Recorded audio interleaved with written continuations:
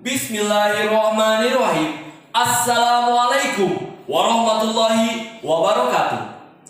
Alhamdulillahilladzi faddala bani adama bil ilmi wal amali wa ala jami'il alam wassalatu ala Muhammadin sayyidil arabi wal ajami wa ala alihi wa ashabihi ya nabi al ulum wal hikam. Amma ba'du.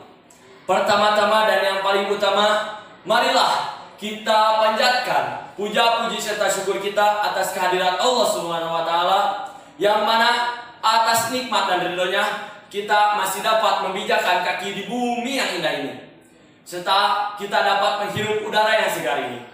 Yang kedua, salawat serta salam semoga tercurah limpahkan kepada baginda Nabi besar kita, Nabi Muhammad Sallallahu Alaihi Wasallam.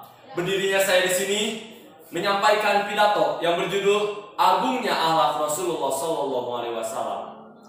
Apakah yang tersirat dalam benak kalian ketika mendengar kata bagaimana akhlak Rasulullah Sallallahu Alaihi Wasallam? Pasti banyak yang beranggapan dari kalian bahwa Rasulullah Sallallahu Alaihi Wasallam itu baik akhlaknya, sempurna akhlaknya.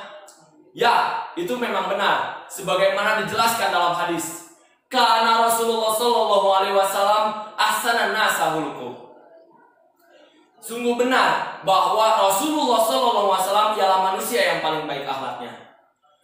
Dalam hadis di atas sudah jelas bahwasanya Rasulullah Sallallahu Alaihi Wasallam ialah manusia yang paling baik akhlaknya, yang paling bagus budi pekertinya. Sungguh agung akhlak Rasulullah Sallallahu Alaihi Wasallam hingga dijelaskan dalam Al-Quran surat Al-Qalam ayat 4. Bismillahirrahmanirrahim. Wa innaka la'ala khuluqin 'adzim. Dan sesungguhnya engkau benar-benar berbudi pekerti yang luhur. Allah mengutus Rasulullah SAW untuk menjadi uswah hasanah sebagai pemimpin yang adil dan tegas dalam memberi keputusan.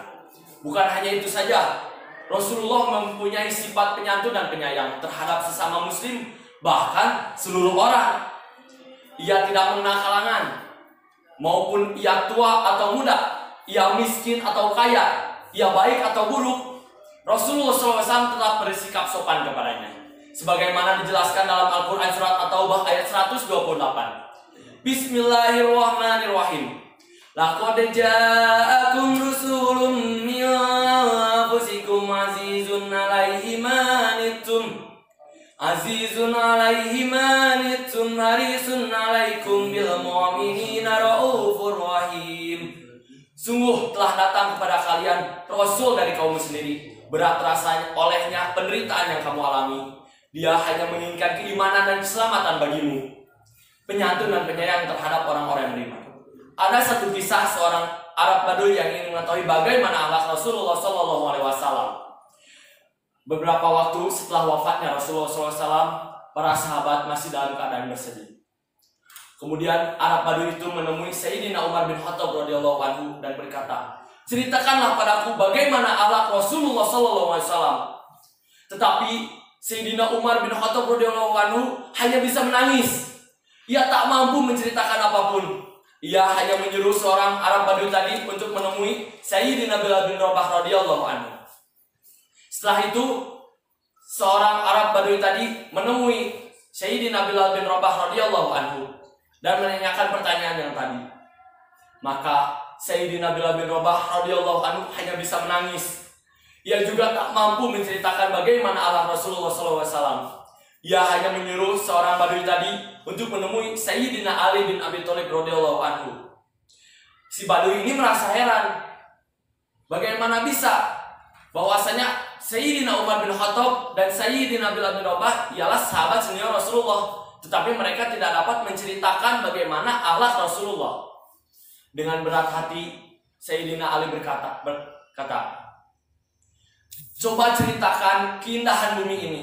Maka Arab Baduy pun itu berkata, bagaimana aku bisa menceritakan keindahan bumi ini?